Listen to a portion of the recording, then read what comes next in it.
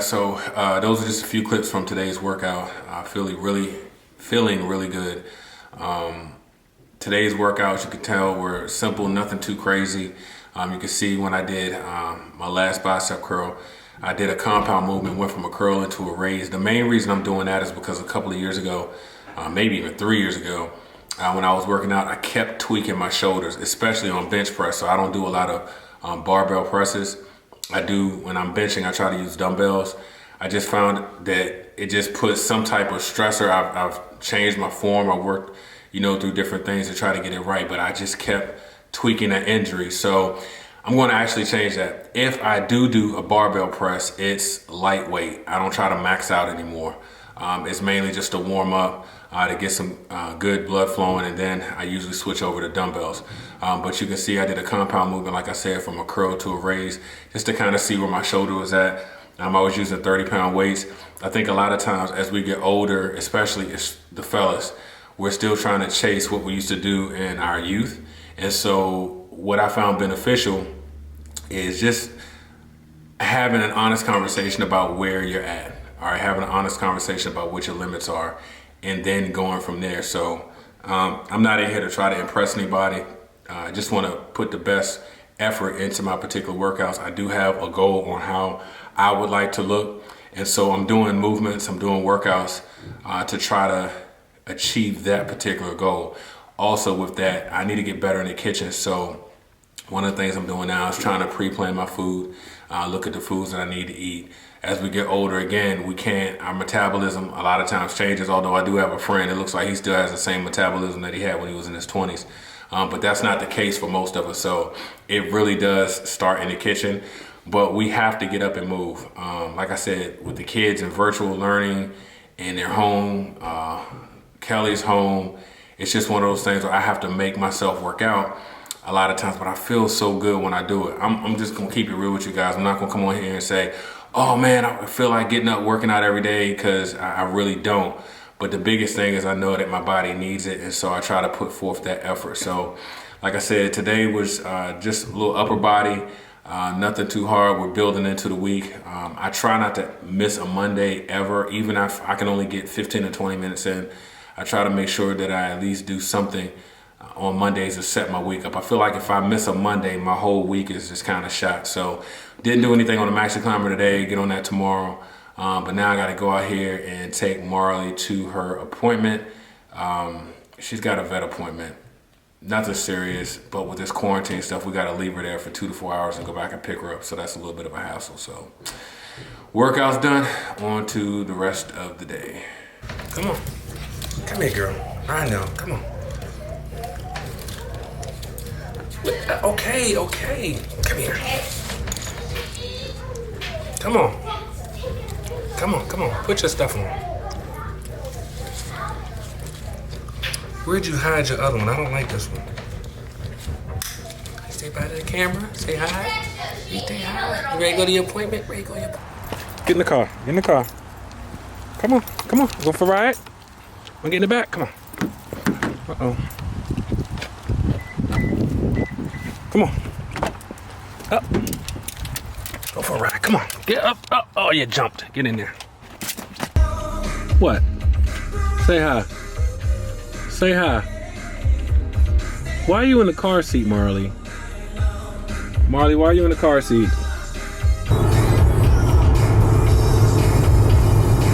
All right, so on the road, headed to take Marley to her appointment. And man, I just been thinking lately, like, this entrepreneur journey is not for the faint at heart. There's so much that you have to be willing to learn. I've been on the record like a couple of times saying, like, when I started this, I didn't have everything planned out like I should have. We've been incredibly blessed, and that's all I can really attribute to is a lot of grace. But being able to kind of walk this thing out, I know I've become a better person in this journey. It's been a little over 6 years now for me. And I think the scariest part, which you don't even realize when you start, is, you know, you got to have faith in yourself, because the scariest part is when you do this when you have a family. And I'm not going to sit up here and say, oh, it's always great, or, you don't have anything to worry about. You realize once you get into it that you're doing a lot of this for freedom of time. The money is great. You got to realize a lot of times your money comes in waves. It's not as predictable as you would like it to be all the time. But the one thing that is consistent is, if you do this for your family and the time freedom, that's a big plus. So I just been thinking a lot about my media company over the last few days, and kind of just how I want to walk things out with that, and how we haven't even begun to touch the levels that I really want us to be able to touch. I think geographically we're in an amazing location in the DC area, and just have access to so many different types of clients, different levels of clientele. And so with that being said, I mean, the bottom line is it really just comes down to personal effort, personal grit, surrounding yourself with good people, and pushing through. Anybody that's considering like leaving your 9 to 5, I'm not going to tell you not to do it. If you have a low tolerance for uncertainty, this is probably not going to be the journey for you to take, right? I'm just being honest with you. It's not going to be the journey for you to take, because there are going to be some days where you just don't know, and you got to figure some things out. Like for us right now, we're going into the end of the year, so this is a big family season for us as far as our media work and different things like that. But anyone would tell you, like, the biggest piece of advice that I could give people is understand that when you are in business, there are ebbs and flows to what you do. Things are seasonal. So yeah, everything is great when you're riding high, but the thing you have to figure out is, how do you supplement, or how do you bring in additional income, or how do you do different things during the quote unquote low points of the season, right? So, or the seasons. So, and it happens, especially in media. It's just ebbs and flows with it. So I will say this: we're fortunate that we live in a society, especially with social media, where we're able to reach so many people, that you aren't just locked in a box to do one particular thing. All right, but I do think that there needs to be some synergy into what you're doing. So you guys know I'm in media, but I'm also, I also am in wellness, because as a 45-year-old entrepreneur, husband, father, my health is important to me. So to me, it has synergy with what I'm doing, because I need to be working out. I need to be doing things to just keep my body right, because we only get one body. That's what I chose to do, and it definitely helps. But man, I love my clients. I love working with them and helping them to achieve their goals. And so just looking forward to this season that we're in now, and looking forward to growing this thing into what I have believed for years that it could be.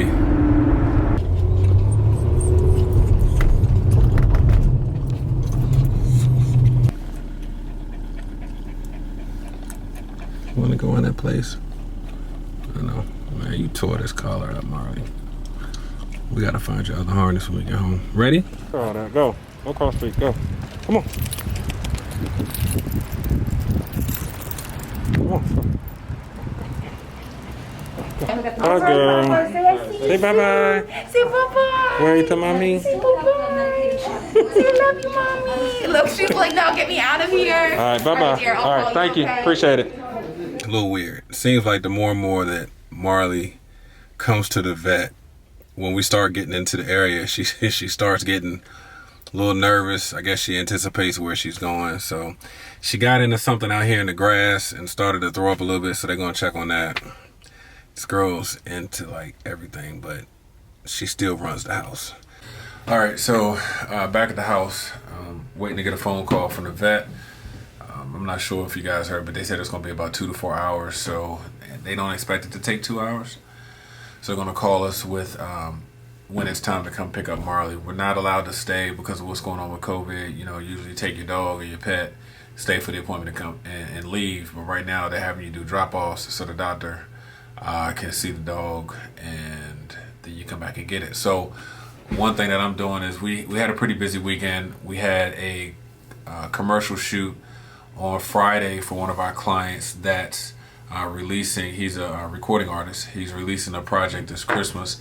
So we went in there and shot some images for him. And so while I'm waiting, I came back just to log in to see if he had selected his proofs, and find out he has actually selected his proofs. We sent everything over to him yesterday and he's already made a selection. So we'll go ahead and start getting our code in Lightroom and start our editing process. Now with me, the biggest thing is with our brand, I'm really big on two things: providing quality product, quality service, as well as a fast turnaround. And I also try to work with our clients to understand the importance of meeting deadlines. So when they contact us, we always try to find out like what's their deadline. But our goal is to always come in ahead of schedule with them, just because it helps us to manage our workload, and they're happy because they're getting their product a lot faster. So going to go through, load his images in the Lightroom, maybe start some of the edits so we can get those turned around and back to him this week so the images will be ready for his project. So here we're in Lightroom. You guys, don't talk about my desk. I got to clean everything up in here, and I'll give you guys a walkthrough of that later on how my setup is. But right now, things are a little bit junky. But anyway, we come in here his images in Lightroom. What you're seeing here at the bottom row, these are all of the proofs. We go here, we rate them, so it automatically separates them from the pile. Like we had about 300 images that we shot, and we proofed 88 images, which were what we deem as a photographer's best. So we already have those proofs separated here. So what we do now is we come through and we start looking for the images that were selected. So usually I had to come in here and do an undo selection, and it'll deselect all of them, actually, like that. And so I'll go in and find out, okay, which one does he want? So we'll look for 1501, which is just the file name, and there's 1501, which is one that he selected. So I'll go in and I'll just put a color on that. I usually mark all of my client selections in red. Then we'll go to 1510, which is one he selected, and I'll mark that one in red, yada, yada, yada. And so then what happens is, once we have everything selected in red, which is the images that he wanted, then I'll go over here and hit the red color, which will then, from the proofs, pull all of the proofed images, the client selected images rather, it'll pull all of those out. And so then I'll just be looking at the client selected images. Now, I've been a pro photographer for a lot of years now. Not going to sit up here and pretend like I got all the answers, because I don't. My workflow has been adapted over the years. There are plenty of people out there that are just wizards when it comes to Lightroom. Admittedly, I want to get better. Kind of how I use my gear and I use the softwares that I use is I get into those softwares initially, I get into the gear, and everything that I do is based around my particular style and my particular needs. So I should get in and learn everything about the program, but what I do is I get in there, the stuff that I need to know that's specific to my business, I get in there, learn those, master those, and then jump out and try to expand on it. Now, I'll say this, a lot of times, you know, even on YouTube, you'll see a lot of people who are photographers and they start talking about gear, and there's a term we have called GAS, which is gear acquisition syndrome. So a lot of the YouTube videos and content out there will get people into just buying a lot of gear.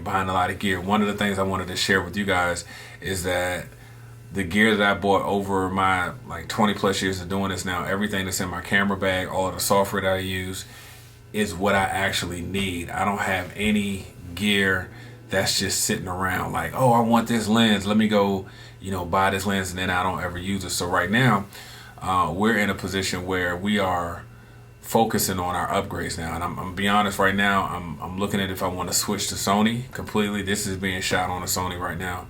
But as far as my work gear, I'm looking to see if I want to switch to Sony or stay within the Nikon family. So I haven't made that decision yet. One of the focuses that I wanted to share with you guys is use what you have. When I went to the track this weekend, I shot with 4 different cameras. I shot with my Sony, I shot with my Nikon a little bit, I used my iPhone, and I used the GoPro for some of the footage. I used my GoPro for actually all of the footage that you saw on the motorcycle. So you don't have to have all of the latest and greatest. The biggest thing is to have a creative mind and to put all your ideas together and show people your thought process and your creativity. Gear is not creative. You know, it's all about what you do with that piece of gear. So that's part of the focus on what I want to share with you guys going forward. All right, so let's talk about nutrition for a bit. When I first started shooting, the biggest thing for me was I just wanted to get out there, have fun. I could be out there all day shooting, and it didn't bother me. But as you start getting older, your body starts changing.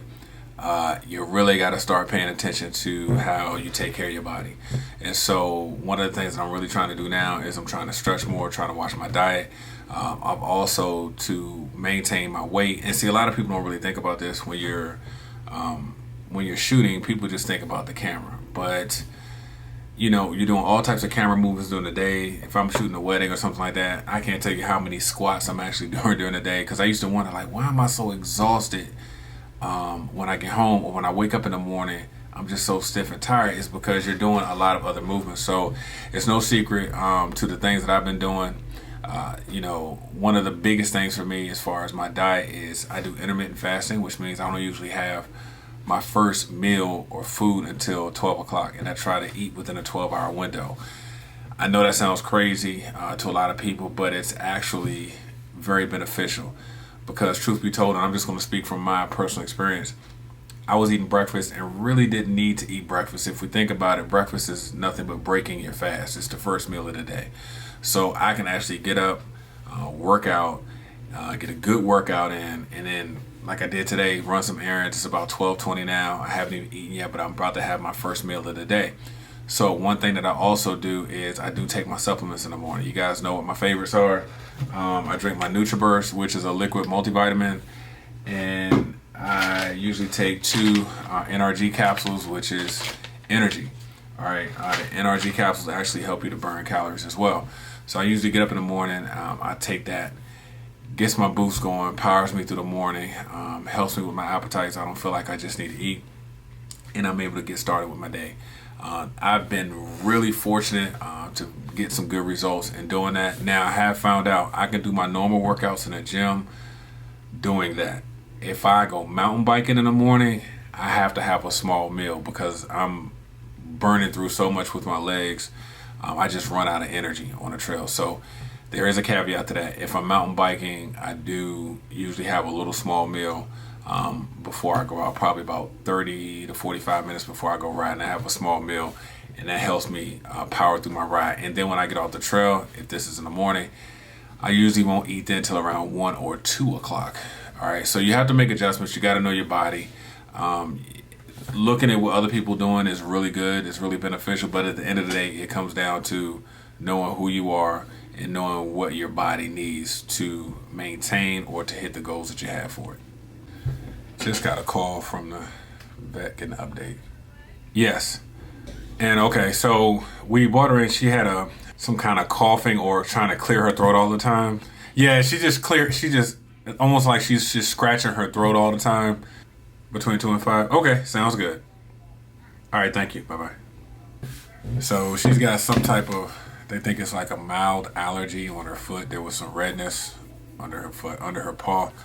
So they're going to give us some wipes, or suggested we get some of the wipes that they have to wipe down her paws after she comes from her walks and everything else. So pick up today between 2 and 5. So I'm going to eat and knock out a few things and then go down and pick her up. Where are we going? To pick up Marley. The cute little, my little baby sister, basically, because she's my little sister. And I think she got a shot up the hole. What? She got a shot up her tooties, I think. No. Well, she basically threw up, so they kept her. So They didn't keep her because she threw up. Then why Well, she look. stay there? It was her normal appointment. Like, so you just drop her off. Yeah, you drop her off. Yeah, I couldn't stay with her this time, so. You dropped my little sister off and never stayed with her? Look, Dad can't stay for almost 3 or 4 hours. Clark. 2 or 3 hours. Oh, you stood there. It was on. So I turned it off. Hi, camera. Bye-bye. Did y'all miss Marley? Yes, I missed her for 1,000 days. I felt like she was gone for a whole day. Luckily, she wasn't gone for a She whole was gone for 100 minutes. 400 minutes? Oh my goodness! She is so cute. All right, dear. You want to hold this for your dad? These are going to be your hexacore wipes. You're going to do 1 wipe every 24 hours in the affected area, okay? Okay. You can find the doctor real quick and make sure you're good to go. Okay, thank you. Calm down, mama, girl.